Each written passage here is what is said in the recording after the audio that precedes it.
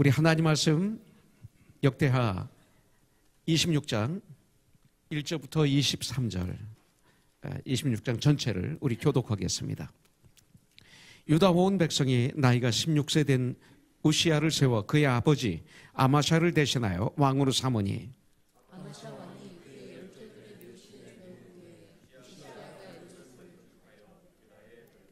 우시야가 왕위에 오를 때 나이가 16세라 예루살렘에서 52년간 다스리니라. 그의 어머니의 이름은 여골리하여 예루살렘 사람이더라.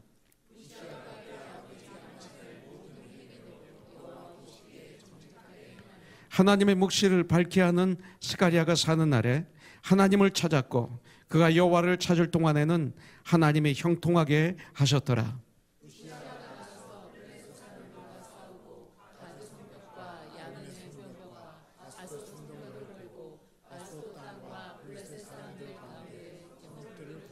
하나님이 그를 도우사 블레셋 사람들과 그룹발에 거주하는 아라비아 사람들과 마온 사람들을 치게 하신지라. 아몬 사람들이 우시야에게 조공을 바치매 우시야가 매우 강성하여 이름이 애굽 변방까지. 우시야가 예루살렘에서 성 모퉁이 문과 골짜기 문과 성급의 망대를 세워 경고하게 하고 또 광야에 망대를 세우고 물구덩이를 많이 파고 고원과 평지에 장수를 많이 찔렀으며 또 여러 산과 조그마트에 농부와 포도원을 다스리는 자들을 두었으니 농사를 좋아함이었더라. 우시야에게 또 싸우는 군사가 있으니 서기관 여이엘과 병영장 마세야가 직접 조사한 수요대로 왕의 주의관 하나냐의 휘하에 속하여 떼를 지어 나가서 싸우는 자라. 족장의 총수가 2,600명이니 모두 큰 용사를 사요. 그의 휘하의 군대가 30만 7,500명이라 건강하고 싸움에 능하여 왕을 도와 적을 치는 자이며 우시야가 그의 온 군대를 위하여 방패와 창과 투구와 갑옷과 활과 물맷돌을 준비하고 또 예루살렘에서 자주 있는 사람들에게 무기를 고안하게 하여 망대와 성곽 위에 두어 화살과 큰 돌을 쏘고 던지게 하였으니 그의 이름이 멀리 퍼짐은 기이한 도심을 얻어 강성하여짐이었더라. 그가 강성하여짐에 그의 마음이 교만하여 악을 행하여 그의 하나님 여호와께 범죄하되 곧 여호와의 성전에 들어가서 하나님의 구경하러 한지라. 제사장 아사랴가 여호와의 용맹한 제사장 80명을 데리고 그의 뒤를 따라 들어가서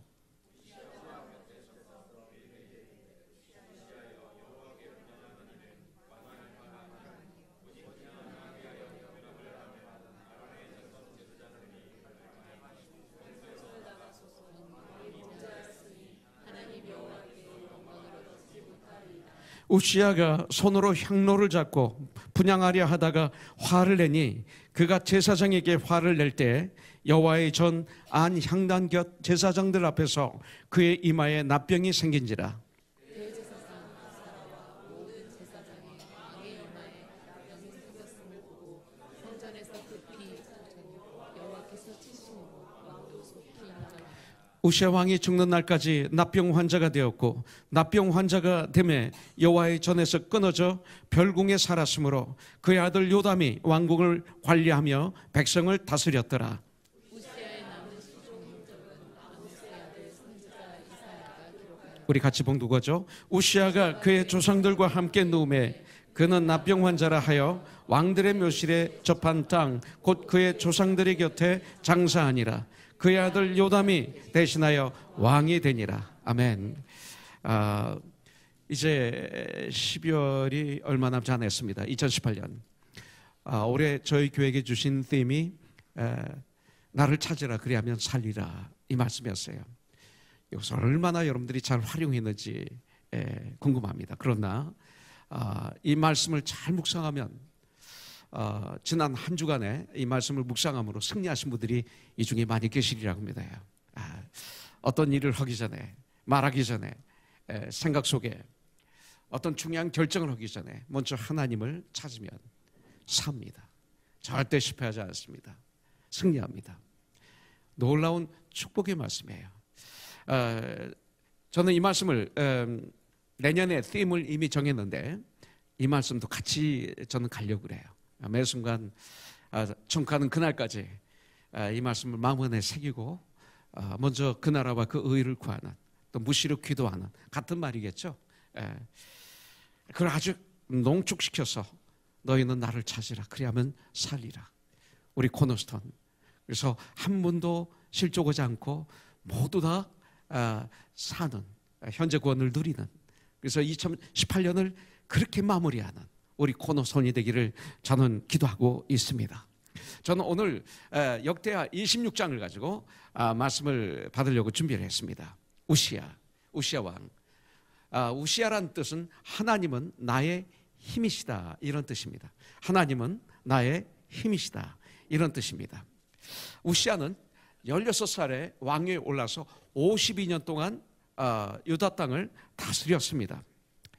솔로몬 왕 이후에 이스라엘은 북왕국 이스라엘, 남왕국 유다로 갈라집니다. 그런데 남왕국 유다가 정말 정치적, 경제적, 군사적으로 강하게 된 이유가 바로 이 왕에게 있다고 볼 수 있습니다. 우시아의 역할이 아주 컸습니다. 그런데 이 우시아가 처음에는 아주 정직했습니다. 하나님 앞에 정직했습니다. 그러므로 말미암아 하나님이 그를 형통하게 하셨다라고 4절 5절에 말씀하고 있습니다. 그러나 나라가 아주 강성해지자 하나님 앞에 교만해지기 시작했습니다. 교만이 가득 차게 됐습니다. 그래서 이 교만죄로 말미암아 나중에는 나병에 걸려서 시달리다가 외롭고 쓸쓸하게 죽음을 맞이한 왕이 바로 우시아입니다. 너희 처음은 미약하나 나중에는 창대하리라는 욥기 8장에 나온 말씀과는 반대가 되는 말입니다. 정말 처음에는 아주 잘 되었습니다. 창대했습니다. 그러나 나중에는 욥기 8장의 말씀대로 미약하게 된 게 아니라 망해버렸습니다. 우시아는 처음에는 선으로 시작했습니다. 그러나 나중에는 악으로 인생을 마감한 불행한 왕이었습니다. 처음에는 성령으로 시작했습니다. 그러나 나중에는 육체로 마감한 그런 왕이었습니다. 오늘 말씀을 통해서 나의 삶은 어떤가 바라보는 시간 갖기를 원합니다. 전 분명히 믿기는 우리가 구원받으면 복 있는 사람이잖아요. 그래서 우리는 너의 처음에는 창대했으나 너의 마지막에는 지나자매니 더 창대하리라, 이렇게 마무리하는 저와 여러분들이 되길 주님의 이름으로 축복합니다. Why not? 할 수 있어요. 이런 삶을 살 수 있어요. 오늘 특별히 생일 맞은 우리 독고준 장로님, 그런 삶이 되길 바랍니다. 그렇게 태어났어요. 하나님이 사랑하기 위해서 장로님을 이 땅에 보내셨어요. 구원하셨어요. 여기까지 오시게 하셨어요. 이 말씀이 생일 선물로 우리 장로님에게 아름답게 임하는 말씀이 됐으면 전 좋겠습니다. 오늘 말씀을 통해서 우리는 우시아의 형통과 성공과 그리고 우시아의 실패에 대해서 한번 생각해 보면서 저와 여러분들이 좋은 것은 우리가 본받고 우리가 나쁜 것은 버리는 그 은혜가 있는 이 시간이 되기를 원합니다. 자, 오늘 말씀을 보면 우시아는 처음에는 아주 형통했었습니다. 창대했습니다. 그는 16살의 왕이 되어서 52년 동안이나 나라를 다스리는 아주 그런 왕이었습니다. 특별히 6절부터 15절에 보니까 우시아 당시에 유다가 얼마나 강한 나라였는지를 보여주고 있습니다. 우시아는 군사적으로나 경제적으로나 정치적인 분야에서 대단한 형통을 이루었던 사람이었습니다. 우시아는 블레셋 사람과 아라비아 사람 그리고 마온 사람을 쳐서 물리쳤습니다. 7절에 보니까. 8절에 보니까 암몬 사람에게 3년 동안 조공을 받았습니다. 엄청난 양의 조공을 받는 것을 볼 수 있습니다. 8절 15절에 보니까 정치적으로도 아주 강해져서 주위 나라뿐만 아니라 아직 먼 나라까지 이 우시아는 이름을 떨치는 그런 왕이었습니다. 세상에서 부러워하는. 13절에 보니까 그는 병기 공장을 만들었어요. 무기 공장을 만들었어요. 그래서 그 박사들을 데려다가 무기를 발명하게 합니다. 병기를 발명하게 합니다. 그래서 그 나라에 배치하는 이런 일도 했다고 성경은 말하고 있습니다. 10절에 보니까 경제적으로도 풍성했어요. 물 웅덩이를 팠다고 그랬습니다. 여기 말하는 물 웅덩이는 조그만 웅덩이가 아닙니다. 연못보다도 큰 그런 웅덩이를 팠다는 거예요. 저는 얼마 전에 비가 그냥 막 내리는데 얼마나 좋은지, 막 모든 걸 막 찢어가는 것 같아요. 나무들이 비가 오고 나니까 막 파릇파릇 살고요. 너무 좋았어요. 그러면서 저는 아까운 게 그 물이 다 바다로 이렇게 빠지는 게 너무 아까웠어요. 아주 큰 방죽을 만들면 물들이 거기 가득 차서 농사를 지는데 도움이 될 수 있는데, 이런 생각을 좀 해봤어요. 그런데 몇천 년 전에 우시아는 그런 엄청난 방죽을 판 거예요. 그래서 방죽을 파고 어떻게 했어요? 평야와 평지에 가축을 키웠어요. 평야와 평지는 물이 없는 곳입니다. 그런데 거기서 가축을 키웁니다. 물을 해가지고 산을 개간합니다. 그리고 밭을 일궜습니다. 포도낫을 많이 만들었습니다. 특히 우시아는 농사 짓는 걸 아주 좋아했다라고 성경은 말하고 있습니다. 그리고 이 모든 일을 통하여 그의 이름이 그 주에 가득 퍼지는데, 성경은 그 사실을 놓고 뭐라고 말씀하셨냐면 15절에 보니까 기이한 도우심을 얻어 강성하여 짐이었더라 그랬어요. 우시아의 능력인 줄 알았는데 성경에서는 선포하시기를 귀한 도우심을 얻어, 귀한 도우심을 얻어, 하나님의 도우심을 얻어 이스라엘, 우리 주님이 도와주심으로 말미암아 강성해졌다라고 이렇게 말씀하고 있습니다. 그는 한마디로 형통의 성공을 거둔 사람이었습니다. 그렇다면 오늘 이 말씀을 통해서 형통한 삶을 살 수 있었던 이유가 있죠. 저와 여러분들은 형통한 삶을 살기를 원하고 있습니다. 그래서 이런 삶을 살기 위해서 우리는 새벽부터 밤까지 뛰는 거 아닙니까? 아이들을 막 공부시키는 거 아니에요? 이 형통한 삶을 살 수 있는 이유가 여기 나와 있어요. 성경에서 우리에게 가르쳐주고 있어요. 첫 번째 보니까 하나님이 도와주셨기 때문에 그래요. 하나님이 도와주는 거예요. 5절에 보니까 하나님의 묵시를 밝게 하는 스가랴가 사는 날에 하나님을 찾았고 우시아가 그가 여호와를 찾을 동안에는 하나님이 형통하게 하셨더라. 하나님이 형통하게 하셨더라. 이렇게 말씀하고 있습니다. 7절에 보니까 하나님이 그를 도우사 그랬어요. 하나님이 그를 도우사. 여러분들, 그가 하나님께 정직했고 기도했습니다. 열심히 일했습니다. 그렇지만 결정적인 형통의 요인은 하나님의 도우심이었습니다. 오늘 저와 여러분들에게 가르쳐주고 있습니다. 이것을 아는 것이 축복입니다. 이것을 알면 부요해집니다. 사도 바울은 이걸 알았어요. 그래서 고린도전서 15장 10절에 보니까 그러나 내가 나된 것은 하나님의 은혜로 된 것이니, 그가 얼마나 똑똑한 사람이에요. 지금으로 말하면 대단한 석학이고 대단히 공부를 많이 한 사람입니다. 그런데 내가 나된 것은 오직 하나님의 은혜라고 고백하고 있습니다. 그래서 내게 주신 은혜가 헛되지 아니하여 내가 모든 사도보다 더 많이 수고하였으나 이 수고는 영혼을 구원하고 그 영혼을 성장시키는 일이었어요. 이 엄청난 일을 했는데 어떤 사도보다 많이 했다 그럽니다. 그런데 이것은 내가 한 것이 아니요 오직 나와 함께 하신 하나님의 은혜로다. 바울이 이걸 알았던 거예요. 이걸 아는 바울의 이름은 2000년 동안 예수님 안에서 빛이 나요. 이걸 몰랐던 수많은 파워가 있었던 왕이나 유명한 사람들은 안개처럼 사라졌어요. 여러분들, 하나님이 우시아와 함께 하시니 형통한 왕이 되었던 거예요. 그저께 지난 주일 예배 끝나고 저녁에 뉴욕에서 카카오톡이 왔어요. 그러면서 맞습니다 목사님, 그때 제가 사용한 성경 구절이 시편 62편 5절에 나의 영혼아 잠잠히 하나님만 바라라. 무릇 나의 소망이 그로부터 나오는도다. 내가 가지고 있는 소망이 그분으로부터 이루어진다. 그래서 목사님 그 말씀이 맞습니다. 아멘 할렐루야. 새아자매가 그렇게 나한테 카카오톡을 보냈어요. 유튜브를 통해서 예배를 드리면서 맞습니다. 자, 우시야 왕이 형통했던 이유 두 번째는 뭐예요? 정직입니다. 아까 우리 혜정자매가 큐티시 할 때 정직에 대해서 얘기했어요. 예, 제가 얘기하는 게 아니에요. 성경에서 말하는 거죠. 그래서 저도 얘기하는 거죠. 하나님 보시기에 정직하였기 때문에 그는 형통한 삶을 살았습니다. 하나님의 도우심으로 그는 승리할 수 있었습니다.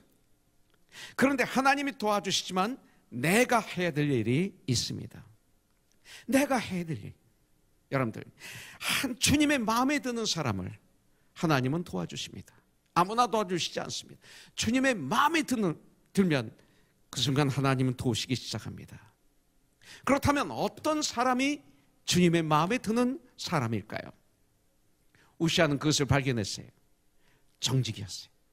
정직한 사람을 하나님은 마음에 들어 하십니다. 이 정직이 그가 형통케 되는 원인이었습니다. 4절에 보니까 우시아가 그의 아버지 아마샤의 모든 행위대로 여호와 보시기에 정직하게 행하며 라고 말하고 있어요. 우시아는 사람들 보기에 정직했다? 아니에요. 우시아 스스로 생각하니까 나는 정직한 사람이야? 아니에요. 사람들의 눈은 부정확해요. 네, 제대로 보지 못해요. 여기서 얘기하는 중요한 말씀이 있어요. 여호와 하나님이 보시기에 정직히 행하였다. 하나님이 보시기에, 여호와가 보시기에 악을 행하셨다. 이것만 맞는 거예요. 하나님 보시기에 우시아가 정직하게 행했다고 그랬어요. 그렇습니다. 성도의 절대 기준은 하나님이에요. 근데 우리가 그걸 어떻게 알아요? 하나님 보시기에 정직하게 행했다. 이 말이 뭐예요? 말씀이죠. 육신이 말씀이 되어서 이 땅에 오신, 말씀이 육신이 되어서 이 땅에 오신 예수님. 예. 믿음은 들으면서 다며 들으면 예수 그리스도의 말씀으로 말미암다 그랬어요. 그렇기 때문에 우리의 절대 기준은, 성도의 절대 기준은 성경 말씀이에요. 성경 말씀을 따르는 삶을 이렇게 말씀하고 있어요. 여호수아서 14장 9절에 보면 그날에 모세가 맹세하여 이르되 네가 내 하나님 여호와께 충성하였은즉 네 발로 밟는 땅은 영원히 너와 내 자손의 기업이 되리라, 이렇게 말씀하고 있어요. 이건 뭐냐면 갈렙이 여호수아 앞에서 지난 일을 회상하면서, 그리고 하나님이 약속하신 땅을 받기 전에 여호수아에게 한 말입니다. 여러분들, 하나님의 기업을 축복으로 받을 수 있는 이유, 그가 하나님의 말씀을 온전히 쫓았기 때문이라고 이렇게 말하고 있는 거예요.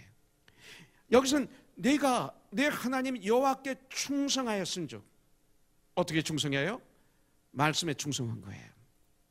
하나님 말씀에 충성하는 삶을, 말씀에 순종하는 삶을 살았은즉, 이 소리를 충성하였은즉 이렇게 말하고 있는 거예요. 여러분들, 그래서 내가 발로 밟는 땅은 영원히 너와 네 자손의 기업이 되리라, 이렇게 지난 날을 회상하고 있는 거예요. 하나님 주신 말씀을. 우시아가 형통한 이유는 하나님의 말씀을 쫓았기 때문에 형통했어요. 하나님 말씀에 온전히 순종하고 하나님 보시기에 정직하면 하나님은 꼭 형통하게 해주시는 줄 믿습니다. 형통이 뭐예요? 내가 원하는 걸 갖는 게 형통이에요? 아니에요. 어떤 건 형통이고 어떤 건 아니죠. 내가 원하는 걸 다 가지면 불행이고 저주일 수가 있어요. 네. 천국은 먹고 마시는 곳이 아니라 의와 희락과 joy, 화평, peace라 그랬어요. righteousness, 그다음에 joy, 그다음에 peace. 이것 때문에 우리가 아침부터 밤까지 뛰는 거 아니에요? 바로 이걸 갖고 싶어서. 돈도 버는 거 아니에요? 바로 이걸 갖고 싶어서 내가 원하는 걸 갖는 거 아니에요? 그런데 성경은 이것을 형통이라고 그래요. 그리고 이것을 현재 구원이라고 그러고, 이것을 천국의 삶이라고 그래요. 여러분들, 바로 이거예요. 그러면서 우리에게 주시는 거 있어요. 이런 사람들에게는 물질이 있어도 형통이고 없어도 형통이고 다 형통이에요. 예. 근데 이런 사람들에게 물질을 또 주세요. 또 하나님의 영광을 위해서. 바로 그런 사람들에게 필요한 것을 주세요. 그렇기 때문에 여러분들, 이 형통은 우리가 꼭 받아야 돼요. 그러기 위해서는 말씀을 온전히 쫓아야 돼요. 그리고 하나님 말씀에 온전히 순종하는 전쟁을 할 뿐만 아니라 하나님 보시기에 정직한 삶이 돼야 돼요. 그러니까 말씀을 따르는 삶을 살기로 전쟁을 해야 돼요. 그러면 세상에서 주지 못하는 참 형통이 우리에게 임할 줄 분명히 믿습니다. 그리고 분명히 우리가 지금 살고 있는 삶의 현장에서도 우리를 축복하시죠. 먼저 그 나라와 그 의를 구하라. 그리하면 이 모든 것을 너에게 더하시리라. 이것은 진리거든요. 네. 자, 세 번째 보겠습니다. 우시야가 형통했을 할 수 있었던 이유 중에 한 가지는 또 뭐냐면 하나님의 사람 스가랴가 우시야와 함께 있었기 때문에 그래요. 굉장히 중요합니다. 5절에 보니까 하나님의 묵시를 밝게 하는 스가랴가 사는 날에 하나님을 찾았고 그랬어요. 그가 여호와를 찾을 동안에는 하나님이 우시야를 형통하게 하셨더라 이렇게 말하고 있어요. 스가랴는 어떤 분이에요? 하나님의 묵시를 정확하게 아는 하나님의 사람이라고 성경에 말하고 있어요. 어떤 신학교를 나왔느냐가 아니에요. 얼마나 유명한 목사가 아니에요.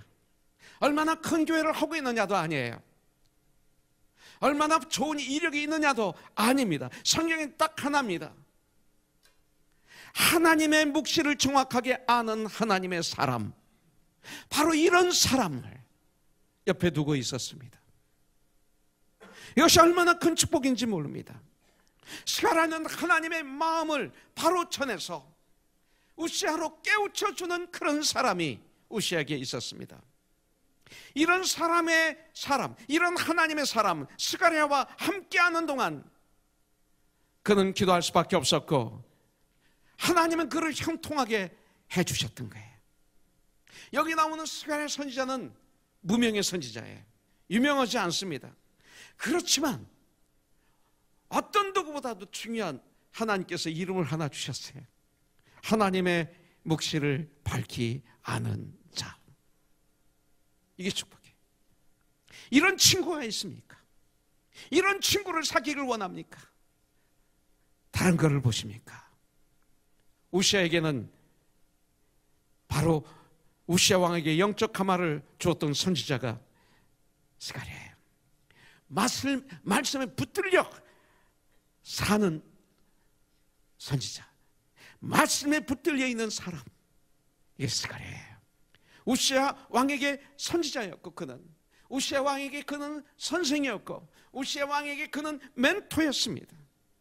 여러분들, 그가 살아있을 동안에 우시야는 말씀에서 떠나지 않았다고 성경은 말하고 있습니다. 여러분들이 이사를 가게 되면 목사를 잘 만나야 돼. 그 목사가 얼마나 유명하냐, 얼마나 똑똑하냐, 그게 아니에요. 얼마나 달변이냐, 이것도 아니에요. 여러분들, 바울은 말이 어눌했다고 그랬어요.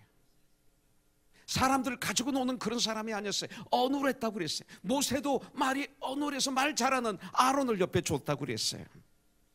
여러분들, 아주 중요한 것, 하나님의 묵시를 밝히 하는 담임 목사, 하나님의 마음을 밝히 알고 하나님의 뜻을 밝히 알아서 그 말씀 안에 거하면서 그러면서 살아가는 목사, 이런 분을 만나야 돼요. 하나님의 말씀을 올바로 잘 가르쳐주는 사람을 만나야 돼요. 여러분들은 그런 그의 말씀을 잘 따르는 사람들이 돼야 돼요. 이건 축복이에요. 교회가 가장 큰 축복이 뭔지 아세요? 다른 거 아니에요. 하나님의 말씀을 잘 전하는, 가르쳐주는 목사와 하나님의 가르쳐준 그 말씀을 잘 따르는 삶의 현장에서 따르는 사람의 성도의 관계, 이것은 여기에서 뭐가 나오느냐? 형통이 나와요. 교회는, 진정한 교회의 형통은 여기서 나와요. 그렇지 않습니까? 왜 아멘 안 하죠? 이게 맞는 거예요. 예? 예. 여러분들, 예. 다른 거 보시지 말라는 거예요. 사람이 어떤 사람과 함께 하느냐가 너무 중요합니다. 예. 형통한 자가 되기를 원하십니까? 형통한 자와 동행하세요. 말씀에 사로잡힌 자와 동행하세요. 말씀으로 가득 차가지고 툭 건드리면 말씀이 나오는 사람이 있습니까? 그래서 말씀이 가득 차면 툭 건드리면 그냥 생각에서 승리하고, 툭 건드리면 말씀이 나오고, 말씀이 가득 차니까 툭 건드리면 주님 무엇을 할까요? 툭 건드리면 이것이 주님의 뜻입니까? 이게 말씀에 붙잡힌 사람이에요. 히브리서 13장 17절에 보니까 너희를 인도하는 자들에게 순종하고 복종하라. 그러나 아무에게 하면 안 되죠. 그런 너의 영혼을 위하여 경성하기를 자신들이 청산할 자인 것 같이 하느니라. 이런 사람에게 순종하고 복종해야지, 그렇지 않으면 안 되죠. 양의 탈을 쓴 이리에게 해도 안 되고, 거짓 종에게 해도 안 되고, 거짓 선지자에게 하면 안 되는 거죠. 정말 우리 성도 한 분 한 분의 영혼을 위해서 경성하기를 내가 대신 청산할 자인 것 같이 하는 사람, 이런 사람 만나면 그것은 축복이에요. 그들로 하여금 즐거움으로 바로 이 일을 하게 하고 근심으로 하게 하지 말라. 그렇지 않으면 너에게 유익이 없느니라, 이 말씀을 주고 있어요. 여러분들, 우시아가 하나님의 은혜를 구할 수 있었던 것도 그의 곁에 그를 지도하였던 스가랴가 있었기 때문이었어요. 영적인 좋은 영향력을 줄 수 있는 사람이 내 옆에 있다면 그것이 최고의 축복이에요. 여러분들, 나는 담임 목사로서 우리 코너슨 교회에 이런 스가랴와 같은 목사가 되고 싶어서 전쟁할 거예요. 나는 이런 목사가 되기를 포기하지 않을 거예요. 그러면 나는 형통으로 끝날 거예요. 그러나 이 스가랴가 죽자 우시아가 달라졌습니다.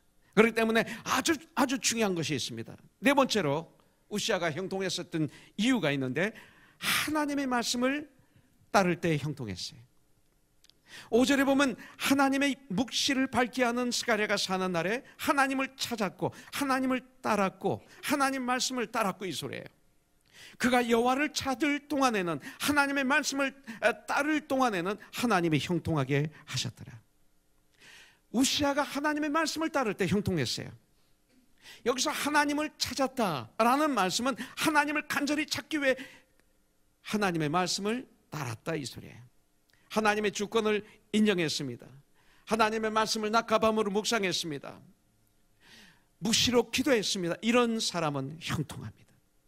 여러분들, 그렇게 우시아도 하나님의 은혜를 사모했습니다. 하나님의 은혜를 구했습니다. 하나님의 말씀을 따르면서 살았습니다. 이렇게 그가 계속 하나님을 찾는 생활을 함으로 말미암아 우시아는 형통할 수 있었습니다. 여러분들, 그가 하나님의 영광을 위한 삶을 살 때 형통할 수 있었고, 그리고 하나님의 축복을 그는 받을 수가 있었습니다. 그렇기 때문에 저와 여러분들도, 나 자신도, 우리의 가정도, 교회도 형통의 축복을 받으려면 하나님의 은혜를 부지런하게 구해야 됩니다.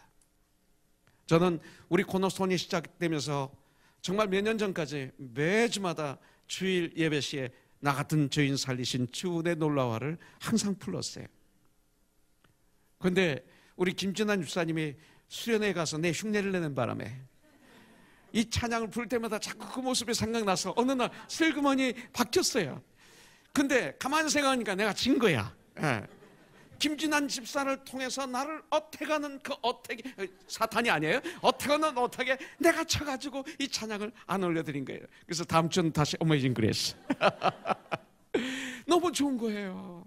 이걸 매 순간 차지할 때 우리는 형통해요. 만일 이것을 구하는 것, 이 하나님의 은혜를 기억하지 못하고 하나님의 은혜를 구하지 않으면 형통은 사라지거든요. 우시아의 형통의 요원은 올바른 주의 종과의 관계였을 뿐 아니라 그가 전해준 하나님의 말씀을 받고 따랐기 때문에 형통함인 거예요. 이처럼 우리가 우시아가 하나님을 구할 동안에는, 찾을 동안에는, 따를 동안에는 형통하였지만, 그러나 그가 16절에 보니까 교만해지자 하나님의 그 말씀을 따르지 못하게 됐어요. 교만은 뭡니까? 하나님의 말씀을 따르지 못하게 하는 중요한 키예요. 교만하면 하나님의 말씀을 따를 수가 없어요. 목사도 그 누구도. 교만은 절대 하나님 말씀을 따르지 못하게 합니다. 그렇기 때문에 우리는 계속 겸손하도록 전쟁해야 돼요. 겸손해야 계속해서 하나님의 은혜를 공급받을 수가 있어요.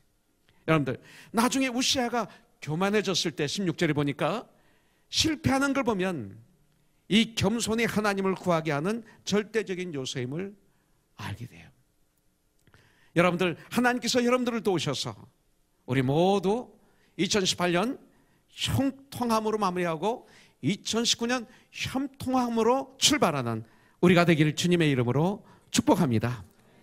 그러나 하나님은 아무나 형통하도록 인도하시지 않습니다. 하나님 말씀대로 정직하게 행하는 자가 돼야 됩니다. 그래서 정말로 목사와 올바른 관계, 저는 성도와 올바른 관계를 갖도록 전쟁을 해야 돼요. 올바른 관계라는 것은 말씀으로 맺은 관계, 이거예요. 예수님으로 맺은 관계를 올바른 관계라고 그래요. 예. 그래서 목사는 성도와 그런 올바른 관계를 가져야 돼요. 근데 성도는 그 목사와, 담임 목사와 올바른 관계를 맺어야 돼요. 그렇게 되면 그가 전하는 주님의 말씀에 순종할 수가 있어요. 올바른 관계를 맺었기 때문에 그 말씀이 전해질 때 꿀송이처럼 달게 우리가 받을 수가 있고, 책망을 해도 아프지만 받을 수가 있고, 올바른 관계이기 때문에 이렇게 될 수 있어요. 올바른 관계가 아니면 또 내 얘기하네 이렇게 받아요. 올바른 관계가 아니니까 또 내 욕하네, 누가 목사에게 말했네, 지금 저 설교는 나에게 하는 공격이야, 이렇게 받는 거예요. 왜요? 관계가 어그러져 있기 때문에 말씀도 어그러져 받는 거예요. 절대 변화가 없어요. 그래서 올바른 관계가 돼야 돼요. 그래서 그러면 주님이 주시는 그 말씀에 순종할 수가 있어요. 그래서 이것 때문에 저는 강조하는 게 뭐냐면 잠언을 읽는 거예요. 오늘 9일이잖아요. 9일자 잠언을 읽는 거죠. 그리고 시편을 5, 9, 45, 그러니까 41편부터 45편까지 읽는 거예요. 저는 참 바빴어요. 금요일날 사가족 환영회를 하고 늦게 잠깐 집에 가서 그 눈을 붙이려고 그랬는데 제가 밤에 잠을 많이 못 자요. 화장실을 자주 갔다 와야 되기 때문에. 그러다가 새벽 예배 어제 인도하고, 또 정직이 모임 갖고, 또 오후에 해야 될 일들이 많고, 일을 보고 그리고 늦게 들어갔어요, 집에. 그래서 이 큐티를 통해서 설교를 하지만 나름대로 막 어떻게 하면 우리 성도님들에게 올바로 전할 수 있을까, 이 말씀이. 그래서 말씀을 통해서 어떻게 성장하게 할 수 있을까, 말씀을 통해서 어떻게 구원받게 할 수 있을까, 전 최선을 다해야 되잖아요. 그러니까 열심히 준비하다 보니까 또 늦게 자게 됐어요. 그리고 오늘 아침 일찍 일어나서 그런 가운데서도 잠언을 읽었어요. 잠언을 읽고 시편을 41편부터 45편까지 읽고, 그리고 막 또 받아야 될 말씀, 전해야 될 말씀을 가지고 막 이렇게 하다 보니까 시간 가는 줄 몰랐어요. 깜짝 놀래가지고 샤워하고 이렇게 떠나왔어요. 목사도 말씀 읽지 않으면 푹 쓰러져요. 하나님 말씀은 음식이잖아요. 양식이잖아요. 과거에 많이 읽은 것 오늘 살아갈 때 도움은 되죠. 도움은 지식적으로 도움은 되죠. 과거에 그 음식에 대해 아는 날리지. 요새 TV 보면 요리 김수미의 뭐 많잖아요. 우리 교회 형제들 음식 잘하는 분들 많아요. 이영관 형제 얼마나 음식을 잘하는지 TV 많이 보는 것 같아. 요새 김수미 씨를 통해서 많이 배운다고 그래요. 이용복 장로 음식 잘해. 자기 어떻게 하느냐 그랬더니 TV 보고 배웠대요. 음식을 먹어야 돼. 그 지식이 중요해요. 그런데 먹어야 돼요. 먹지 않으면 안 되는 거예요. 저도 먹어야 돼요. 그래서 시간만 나면 먹는 거예요. 그렇지, 큐티를 하셔야 돼요. 바빠서 못 하시는 분 계시죠? 걱정하지 마세요. 요새는 스마트폰 생겼잖아요. 그냥 열면 성경이 있으니까 그 틈틈이 짜투리 시간에 그 날짜의 큐티를 그냥 읽으세요. 그러니까 조금 묵상하세요. 또 조금 있다 짜투리 시간이 있으면 성경 읽으세요. 그 날짜 큐티 또 묵상하세요. 그리고 시간을 내서 또 읽으세요. 시간이 좀 낮으면 또 묵상하세요. 이거 습관에 가져보세요. 홀로 서기가 가능해요. 어느 누가 없어도 돼요. 홀로 서기가 가능한 거예요. 생각하고 그 큐티 말씀을 생각하고 묵상하고 생각하고 또 생각하고 또 생각하면 어느 순간에 독근 때리니까 입에서 주님의 말씀이 나올 거예요. 쓸데없는 얘기가 아니라 놀라운 일이 일어날 거예요. 끊임없이 하나님의 뜻을 구하며 기도하며 살아보세요. 여러분들 형통한 자가 될 줄 분명히 믿습니다. 형통한 삶을 살던 우시아의 나중은 실패로 끝났어요. 그 이유가 뭡니까? 그 영적으로 바로 섰을 때 그 형통한 삶이 가능했어요. 그러나 그가 나중은 납병 환자로 비참한 삶으로 왜 마감을 했을까요? 그것은 한마디로 영적으로 타락했기 때문에 그렇습니다. 그 영적 타락은 곧 실패로 이어졌어요.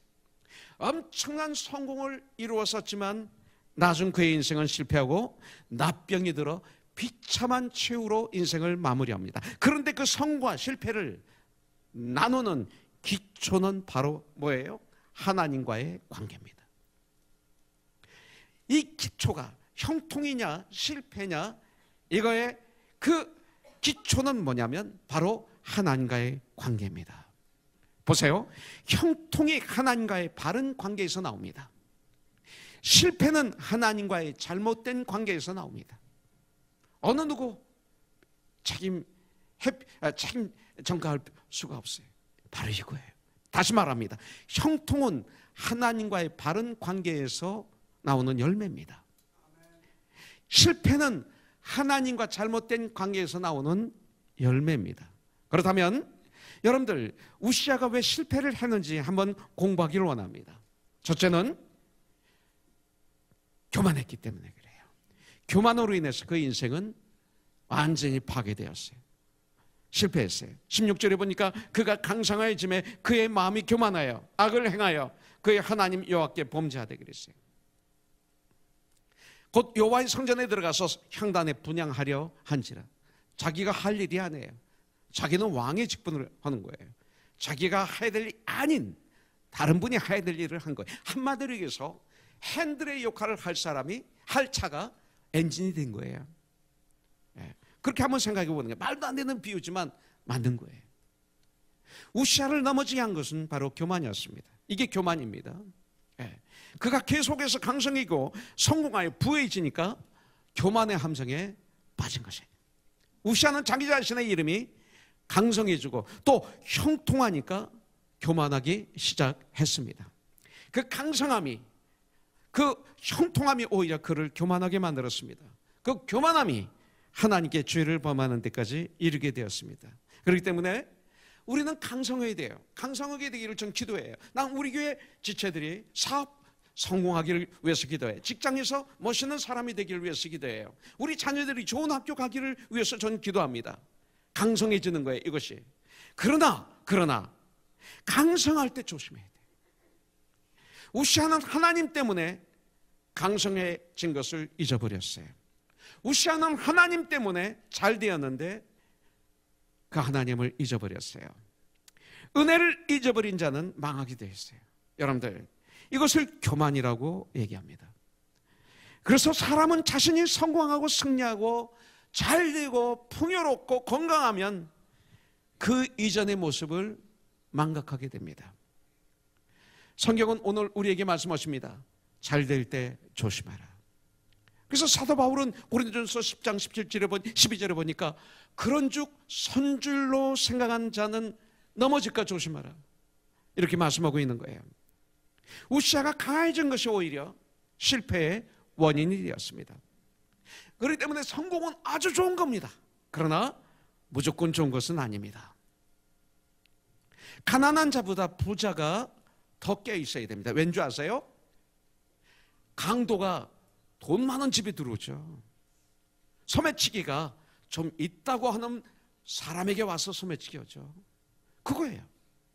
부자가 강도나 도둑이나 사기꾼도 그런 사람에게 오죠. 사기꾼이나 소매치기의 표적이 되듯이 정말 순조롭고 성공하고 풍요로울 때 사탄의 표적이 된다는 것을 우리는 오늘 말씀을 통해서 알아야 돼요. 고난은, 여러분들, 가난은 위기입니다. 위기일 수 있습니다. 가난도 위기일 수 있고 고난도 위기일 수 있습니다. 그러나 형통도 위기일 수 있고 위기일 수가 있습니다. 성공도 위기일 수가 있습니다. 똑같아요. 위기는. 그렇기 때문에 나에게 온 축복이나 성공이, 형통이 하나님께로부터 온 도우심이라는 것을 항상 잊지 말아야 돼요. 이 축복을 누리기 위해서. 이것이 형통을 계속 누리는 방법이에요. 이것이 너무나 중요한 것이에요. 여러분들, 그것을 잊는 것이 바로, 잊어버리는 것이 바로 교만이에요. 교만한 사람, 네 꼴 잊어버린 사람이에요. 우리가 복을 달라고 간구하기 전에, 그렇기 때문에 복을 담을 그릇이 되도록 기도해야 하세요. 복을 담을 수 있는 그릇이 되도록 하나님께 기도하시면, 며칠 전에 비가 막 내려왔을 때 비가 그냥 다 흘러서 바다로 가는 것처럼, 그 쓸려가는 것처럼 이 복이 그렇게 가는 게 아니라 담겨지는 거예요. 어느 날 갑자기 복이 그렇게 비가 오는 것처럼 복이 오는 거예요. 담을 수 있는 그릇 주세요. 오늘 마음으로 지금 이 시간 기도하세요. 주님, 저 복 주세요 보다는 이 복을 담을 수 있는 이 그릇 되게 해주세요. 예. 형통을 계속 누릴 수 있는 그렇게 되게 해주세요, 이 소리예요. 여러분들, 신앙에 있어서 가장 위험한 것은 그렇기 때문에 교만이에요. 하나님은 교만을 싫어하세요. 하나님은 교만한 자를 물리치세요. 뿐만 아니라 하나님은 교만을 원수로 대하십니다. 에레미야서 50장 31절에 보니까 주 만군의 여호와의 말씀이 아니라 교만한 자여 보라, 내가 너를 대적하나니, 교만한 자를 주님이 대적하신다고 그랬어요. 예. 내가 너를 대적하나니, 예. 너희 날 곧 내가 너를 벌할 때가 이르렀음이라 그랬어요. 교만한 자여, 내가 너를 대적한다. 주님은 이렇게 말씀하고 있어요. 하나님은 그냥 싫어하는 정도가 아니라 교만은 대적하십니다. 여러분들, 잠언서 16장 18절에 보면 너무나 자주 우리가 듣는 말이죠. 교만은 패망의 선봉이요 넘어짐의 앞잡이다. 여러분들, 잠언서 18장 12절, 사람의 마음의 교만은 멸망의 선봉이요 겸손은 종기의 길잡이다. 교만은 패망의 선봉이에요. 그러므로 하나님의 사람들은 지금 누리고 있는 은혜를 계속적으로 유지하며 더욱 더 성장할 수 있도록 몸부림쳐야 돼요. 이 전쟁을 해야 돼요. 잘 될 때 하나님과의 관계를 더욱 튼튼하게 해야 돼요. 하나님과의 그 바른 관계는 어디서 옵니까? 겸손에서 와요. 잘못된 관계는, 하나님과의 잘못된 관계는 교만에서 와요. 여러분들, 교만하면 우리는 불순종하게 됩니다. 불순종이란 곧 불신앙을 얘기하는 거예요. 그래서 성경은 항상 순종과 교만을 대조시키는 걸 볼 수가 있어요. 겸손한 자는 하나님 말씀에 순종합니다. 교만한 자는 하나님 말씀에 순종하지 않고 거역합니다. 불순종합니다. 교만한 자는 자기 마음대로 합니다.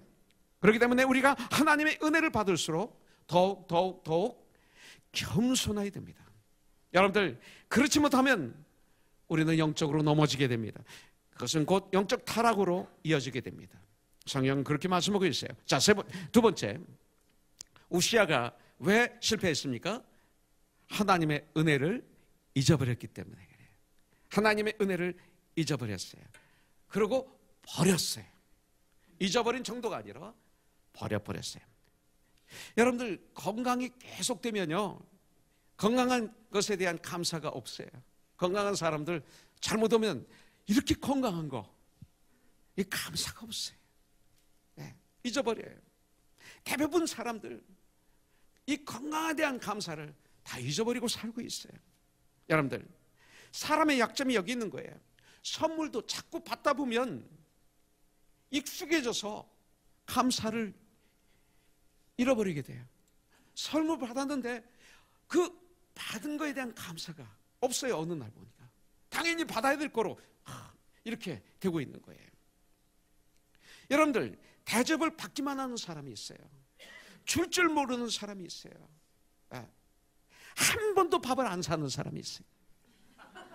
여러분들 주위에 한 번도 밥을 안 사는 사람이 있으면 좀 주의하세요. 그게 굉장히 중요한 걸 얘기하는 거예요. 하나님의 은혜 가운데 거하는 사람은 살 줄 알아요. 줄 줄 알아요. 우리가 주님으로부터 거저 받았는데 거저 주라고 말씀하고 있는 거예요. 전도하는 것도 주는 거예요. 주님은 우리 위해서 생명까지 주셨는데 나는 밥도 살 줄 몰라. 그 감사할 사람에게 선물할 줄도 몰라. 굉장히 중요한 얘기예요. 이런 사람들, 고난당할 때 믿음으로 승리한 사람은 많이 있어요. 그러나 형통할 때 믿음으로 끝까지 승리하는 사람이 많이 없는 거 아세요? 이거예요. 하나님은 은혜를 잊지 않는 자를 끝까지 형통하게 하십니다. 제가 어제 아침에 응산 형제한테 전화를 받았어요. 경희자매가 밤에 자다가 아이를 한 번씩 꼭 보러 가는데 가다가 기절한 거예요. 그래서 넘어져서 의자에 코가 깨지고 이렇게 깨졌어요. 그래서 기도해달라고 전화가 왔어요. 그래서 정직인 모임에 못 간다고. 아침 일찍 전화 왔죠? 전화가 왔어요. 그러나 다음에 오후에 응산 형제가 땅끝까지 목장에 올린 큐티를 제가 보는데 이런 내용이 있어요. 한밤중 아내의 비명소리에 깬다. 정신을 잃고 쓰러지며 의자에 얼굴을 부딪히고 찢어져서 응급실에 와서 검사받으며 꼬매고 코뼈도 부러졌고 다시 심전도등 검사를 받아야 함에도 경혜자매는 내 안에, 제가 거기에 붙일게요. 내 안에 감정을 집어넣을까요? 심전도등 검사를 받아야 함에도 내 안에 경혜는 감사를 하고 있다. 아마 이렇게 했을 거예요. 내 안에 경혜는 말하기를 머리는 다치지 않아서 감사하고 남편이 출장을 가지 않아 함께 응급실에 올 수 있어 감사하다고 고백한다. 주 앞에 화를 내는 우시야, 제사장 앞에 화를 내는 우시야, 화를 내던 내 모습과 그럼에도 감사를 고백하는 아내의 믿음 겹치는 거죠. 하나님께서 아내를 사랑하셔서 앞으로의 회복과 치료를 함께 해 주실 것을 믿고 기도드린다. 그리고 감사한다. 굉장히 감동이 왔어요. 이 글을 읽고 잠시 동안 저는 아무것도 할 수 없었어요. 자, 세 번째, 우시아가 왜 실패했습니까? 영적 지도를 거부했기 때문에 그래요. 우시아가 하나님의 묵시를 밝게 하는 스가랴 사는 날에는 하나님을 찾았다고 그랬어요. 그러나 스가랴가 죽으니 교만해져서 해서는 안 될 일을 했어요.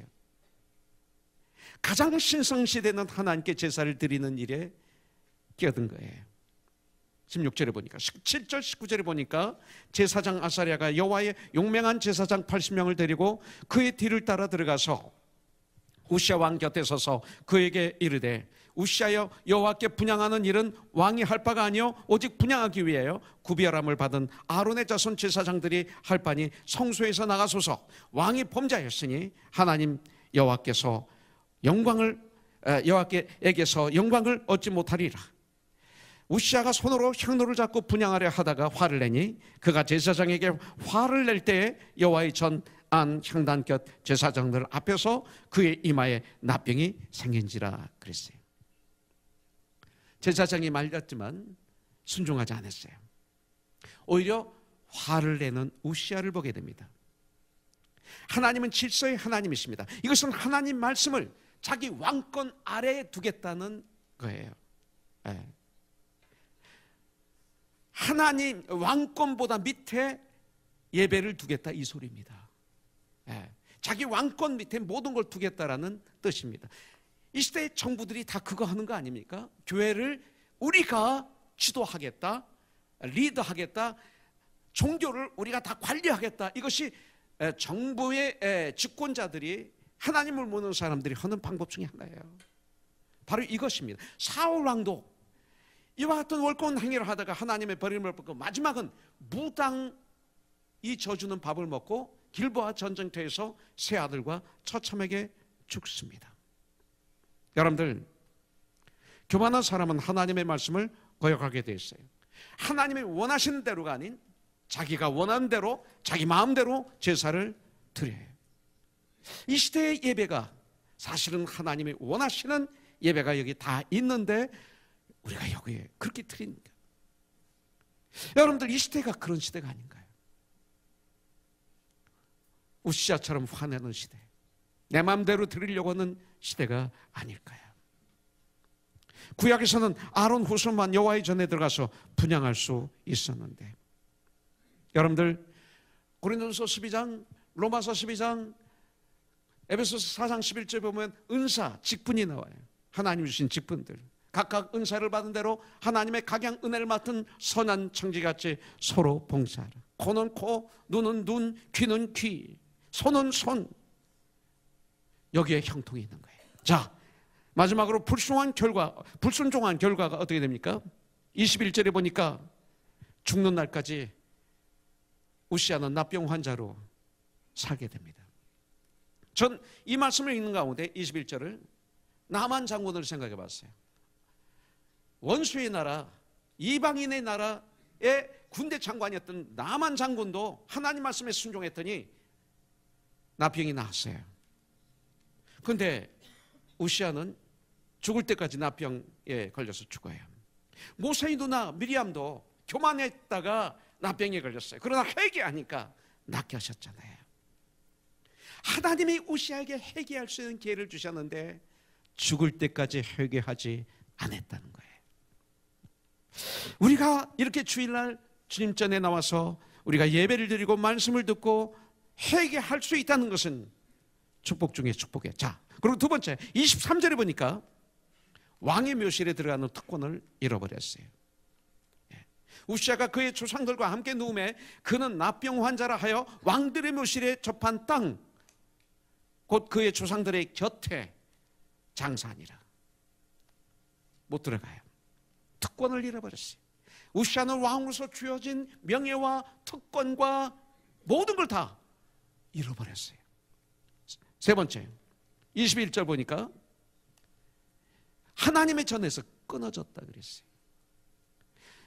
우시아 왕이 죽는 날까지 납병 환자가 되었고, 납병 환자가 되며 여호와의 전에서 끊어져 별궁에 살았으므로 그의 아들 요담이 왕궁을 관리하며 백성을 다스렸더라.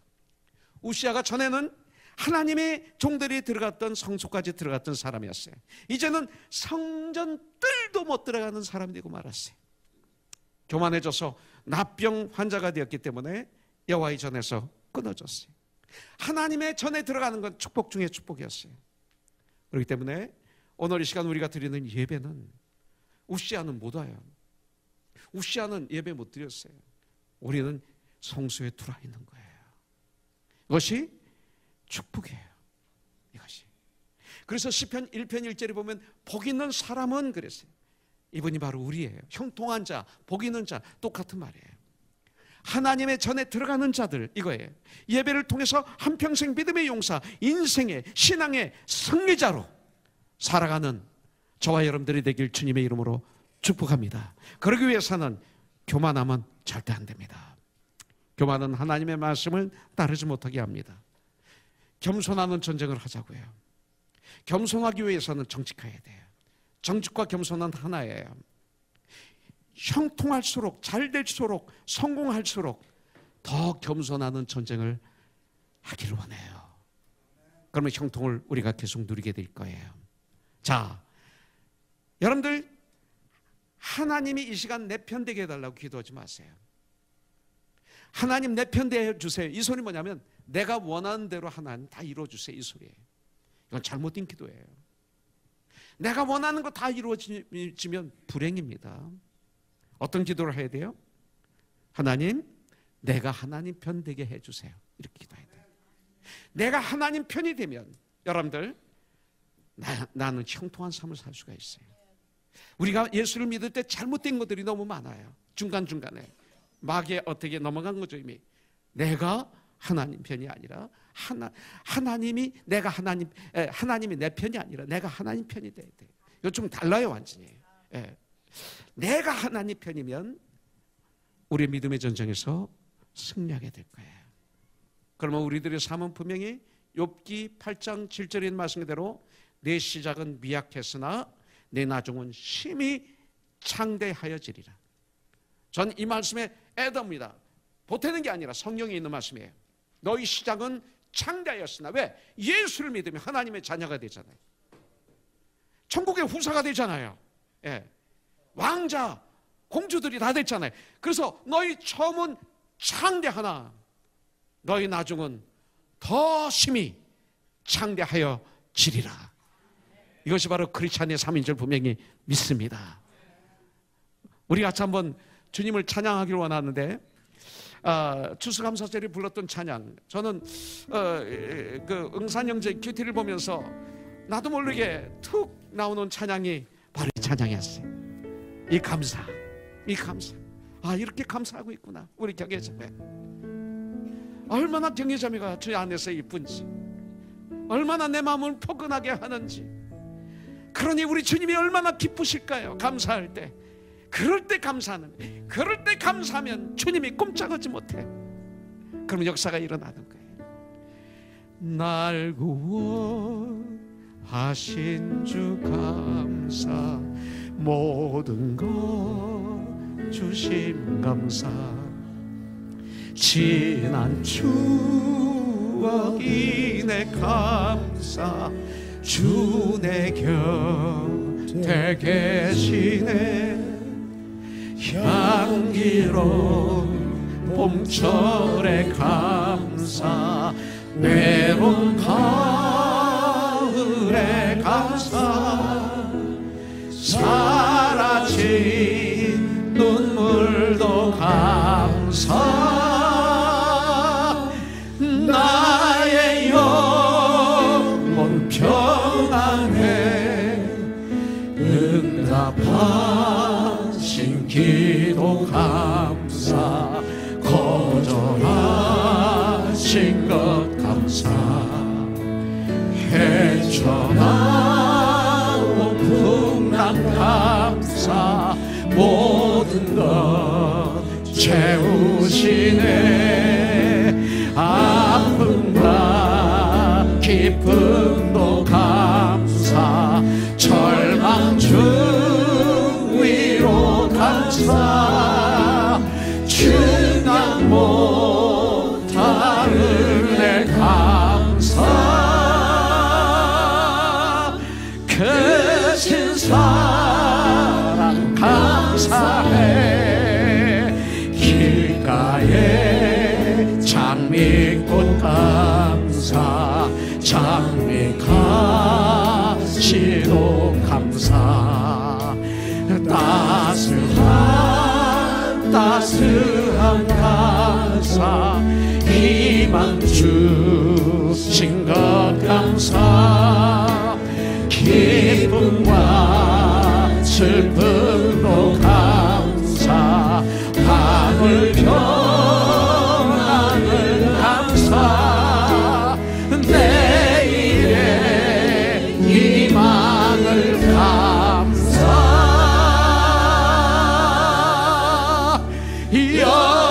영원토록 감사해. 아멘. 물질을 통해서 우리 주님을 예배드리겠습니다.